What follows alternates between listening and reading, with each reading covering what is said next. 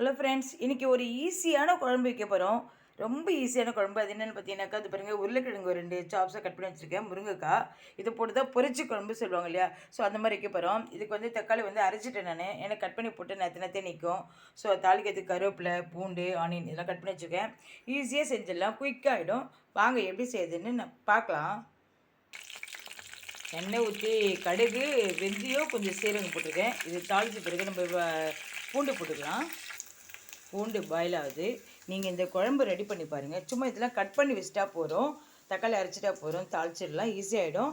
அதை விட என்னென்னு பார்த்தீங்கன்னாக்கா, முருங்கைக்காய் உருளைக்கிழங்கு போது செம்ம டேஸ்ட்டாக இருக்கும், வாசனையாக இருக்கும். நல்லா முருங்கைக்காய் வாசனை பொரிச்சு குழம்புனா நல்லா வாசனை நல்லாயிருக்கும். ஒரு வாட்டி ட்ரை பண்ணி பாருங்கள். இப்போ வந்து பூண்டு வதங்கிருச்சு. நம்ம ஆனியன் கருவேப்பிலை போட்டுக்கலாம். நல்லா ஆனியன் நல்லா செவந்து வந்துருச்சு. இது போகிறோம். அடுத்து நம்ம பொட்டேட்டோ போட்டுக்கலாம். உருளைக்கிழங்கு போட்டுட்டு கல் ஒரு ஸ்பூன் போட்டிருக்கேன். இது கொஞ்சம் தண்ணி ஊற்றினோம்னா உருளைக்கிழங்கு கொஞ்சம் சீக்கிரம் பாயில் ஆகிடும். ஏன்னா சில்லி போட்டெலாம் போட்டால் கொஞ்சம் மறைச்சிக்கும். இந்த உப்பு போட்டு வசி கொஞ்சம் சீக்கிரம் வந்துடும். குழம்பு கொஞ்சம் குயிக்காக பண்ணிடலாம், வேகட்டும் அது. அப்புறம் நம்ம வந்து தக்காளி, முருங்கைக்காய், புளி கரைசல் இதெல்லாம் நம்ம சில்லி பவுட்ரு இதெல்லாம் போட்டுக்கலாம். உருளைக்கிழங்கு வந்துருச்சு. போகிறோம், ஒரு அரை வேக்காடு வந்தால் போகிறோம். இது இதில் பார்த்திங்கன்னா மஞ்சள், பெருங்காயம், தனியாத்தூள், கருவேப்பிலை பவுட்ரு இதனாலும் போட்டுக்கலாம். ஏன்னா உருளைக்கிழங்கு கேஸ் ஐட்டன்ற வச்சு நம்ம இதெல்லாம் சேர்த்துக்கணும். அடுத்தது பார்த்தீங்கன்னாக்கா முருங்கைக்காய் போட்டுக்கலாம். இதுதான் முருங்கை பொரிச்சு குழம்பு. அடுத்தது தக்காளி அரைச்சி வச்சுருக்கோம். இது வந்து 3 தக்காளி அரைச்சி வச்சுருக்கேன். ஏன்னா தக்காளி இப்போ அரைச்சி ஊற்றினா நல்ல கிரேவி குழம்பு கிடைக்கும்.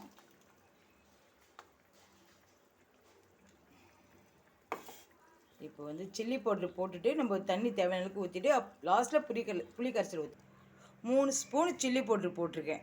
இதில் இன்னும் கொஞ்சம் தண்ணி மிக்ஸ் பண்ணி பாயில் பண்ணணும். எல்லாம் போட்டுட்டோம். இப்போ நல்லா குழம்பு கொதித்து காய் நல்லா வெந்து வரணும். அதுக்கப்புறம் தான் புளி ஊற்றணும். புளி ஊற்றினா காய் வேகாது. அதனால் நல்லா கொதி வரட்டும். வந்த பிறகு ஊற்றிக்கலாம். புளி கரைச்சி வச்சுக்கலாம். அதுக்குள்ளே பாருங்கள். இரு. ஹலோ ஃப்ரெண்ட்ஸ், இன்னும் ஷாக்கிங்காக ஏதோ குரல் கேட்டதுன்னு பார்த்தீங்களா? ஒன்றும் இல்லை, கேரட் பீன்ஸ் பொரியல் ஏறி சொன்னால் கை அரிஞ்சிக்கிட்டா. அதை காய் ஏறினா கை ஏறிடா. அதை பைத்தி கரைச்சி வச்சு நான் என்ன பண்ணுறது தெரியல. சரி, நம்ம இதுக்கு வாங்க. குழம்பு பாருங்கள், நல்லா கொச்சி ரெடி ஆகிடுச்சு. அதுக்கப்புறம் இந்த ஜாகரி வெல்லம் ஒரு ஸ்பூன் போட்டுட்டு இந்த புளி கரைசல் ஊற்றிடலாம். எல்லாம் போட்டுட்டோம் ஃப்ரெண்ட்ஸ். பாயில் ஆகிடுச்சு, எல்லாம் வெந்துருச்சு, குழம்பும் ரெடி ஆகிடுச்சு.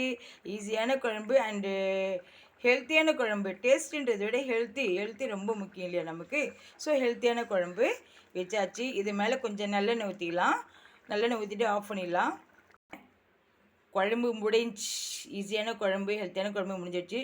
ஓகே ஃப்ரெண்ட்ஸ், தேங்க்ஸ் ஃபார் வாட்சிங். நெக்ஸ்ட் வீடியோ பார்க்கலாம். பாய். என் சேனல் பிடிச்சிருந்தா சப்போர்ட் பண்ணுங்கள். அண்ட் முருங்கைக்காய் உருளைக்கிழங்கு பொரிச்ச குழம்புக்கு சப்ஸ்கிரைப் பண்ணுங்கள். தேங்க்யூ.